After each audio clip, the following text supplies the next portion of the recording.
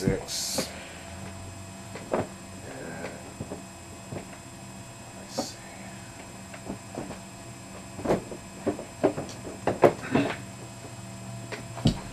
Alright, and then this Halloween 6 was the first Halloween sequel I saw, which kind of got me into the first one. I mean, I rented the two at the same time, or both of them at the same time, 1 and 6.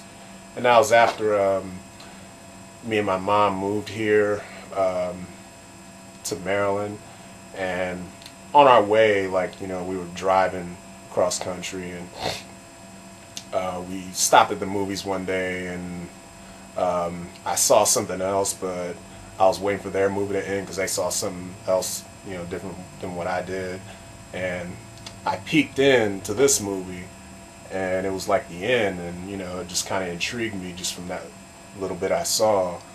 So I saw when it came out on, you know, VHS back in '96. Yeah, it was like the new release walls full of them, and I rented it along with the Blockbuster copy of Halloween, and you know, I ended up really liking this. I mean, it was a lot different plot wise than the first one. It was a lot more, you know, explained a lot about Michael Myers and, you know, how he came to be. And you know, contrary to popular opinion, I like this movie. I know it gets shit on, and you know, I can understand why to a point, but you know, I'm one of the few who actually like this. And I think I saw this one, part 5, afterwards, and again, I'm one of the few who actually like this. Actually, I'm the only one I know who likes this. I didn't think it was that bad. I mean, it was scary. You know, it was my first time seeing these movies. You know, they're gonna scare me a little bit because I'm not used to I'm not used to everything. I hadn't seen everything. You know, it had some suspenseful scenes in it, especially Ellie's death. Ellie Cornell's death, when you know, she's looking at a picture of Jamie, and then Michael sneaks up behind her, and just the way they shot it, you know, they kind of like showed half his eye, and it was so quick, and you know, all the other stalk scenes and kill scenes, you know, they worked for me. I mean, and the kills were good. You know, I hadn't seen all kinds of kills yet, but you know, they worked for me back then, and you know, even today, I still think it's watchable. And I was always curious to see Michael with his mask off, because you only saw a split-second glimpse of it in the first one. So yeah, it's like on the video box of this back then, it said like, finally Michael Myers is, you know, unmasked, and I was dying to see that, but of course it was all shadowed up. You only see his eye crying a little bit, and you know, I guess that scene doesn't really make sense looking at it now, but you know, just watching it back then, you know, it was a decent slasher. It was scary and entertaining. I could see a lot of problems with it now, but you know, I wasn't as critical back then, so I liked it. Okay, so how many was that? Okay, I did Child's Play 2.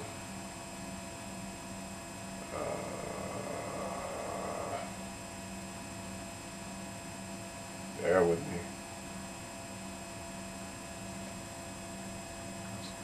Friday 13th 2, 1 and 2.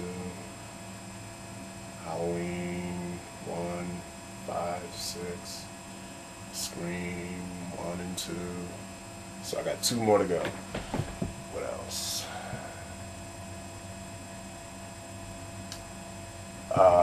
People Under the Stairs.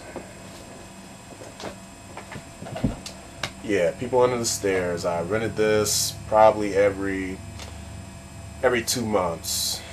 And for some reason never got around to buying it. You know, I either saw it on HBO late at night or rented it every other month, and you know, me and my mom always loved it. I think she got me into this movie because I didn't catch it in theaters, and I heard it flopped. But yeah, I think she got me into this movie, and you know, we always watched it and loved it, and I don't know. It's like we kind of had this private joke going. It's like the two characters in this movie. Let me see, Everett McGill and Wendy Roby. They play the brother and sister couple, and you know, they always say like da da da, burn in hell, bad girls burn in hell.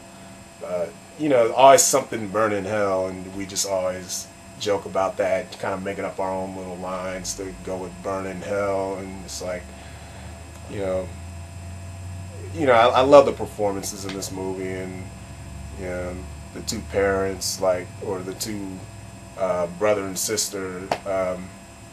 You know, my mom told me a lot of stories about how, like, well, no, that's a little personal. I'm not gonna get into that, but yeah, yeah, it's got Bing Rames in it before he was, you know, a big star. Um, you know, I'll do a review of this later, but yeah, I always rented this probably every 2 or 3 months, just every other month. I always saw it a lot. I don't know why I never got around to buying it until recently. It just never seemed like a priority, you know, to buy it. But you know, I figured I might as well, cause yeah, whatever. Okay.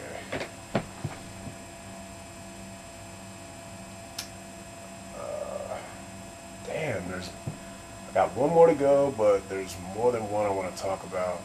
Fuck it. Psycho. I'll do a review of that one day.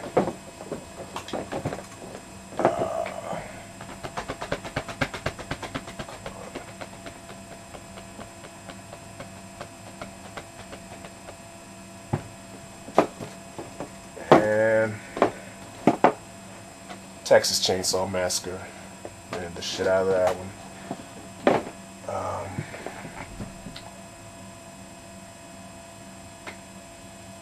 Yep, that's it. Yeah, I didn't go too. I didn't go too in depth with all these because I'm gonna review them individually later. Then I'll go in depth. So yeah, those are my top 11 most rented horror movies growing up. I'll talk to you guys later.